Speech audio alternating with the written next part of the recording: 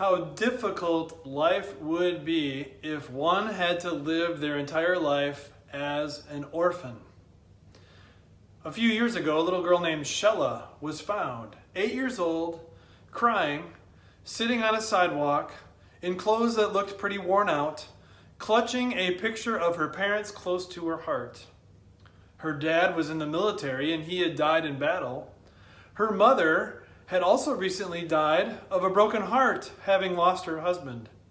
And there was Shella, alone, an orphan, helpless, scared, wishing it could all go back to the way that it was when she had two parents and would go to school and a home to live in and so on. But now it wasn't like that at all. How difficult life is if you are an orphan left to fend for yourself. How difficult life would be for the disciples the night before Jesus died, had they not heard him comfort them. You see, those disciples were about to feel like orphans. Jesus was going to die on the cross very soon. And they were going to feel alone, by themselves, not sure what to do next, crying, brokenhearted, orphaned. What did Jesus say to them during their time of tremendous need? Here's what he said the night before he died to his disciples to comfort them before they would see him dying on the cross. He said, "I will not leave you as orphans. I will come to you. Before long, the world will not see me anymore, but you will see me. Because I live, you also will live." Jesus promised his disciples, "I will not leave you sitting on the sidewalk alone like an orphan. I will come to you, and even though the world will not see me, many other unbelievers, you will." And after he rose from the dead, Jesus appeared to over 500 believers in the 40 days between Easter and Ascension. He promised, "Because I live, you also will live." And that means because Jesus lives, and he's never apart from us, we are never an orphan.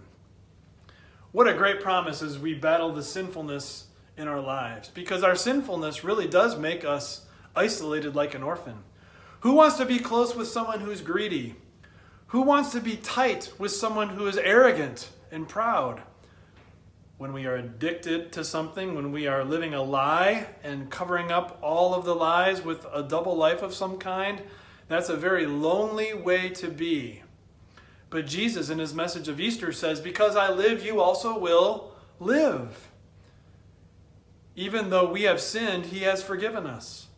Even though our mistakes and offenses before God deserve death and separate us from him, God draws near to us through his word and assures us of forgiveness. What a powerful promise from Christ. Because I live, you also will live. Jesus will never leave you as an orphan. Jesus will come back one day to take you to be with him in heaven. And that means you have all kinds of reasons to serve him and thank him and praise him in your life. So ask God to give you that heart today. Even if you're feeling sad and lonely, even if you're feeling broken and tired, even if you're feeling trapped by sin of some kind, you aren't. You aren't an orphan. Easter, Jesus lives. That is the reason why we can be sure of this. Because he lives, you also will live.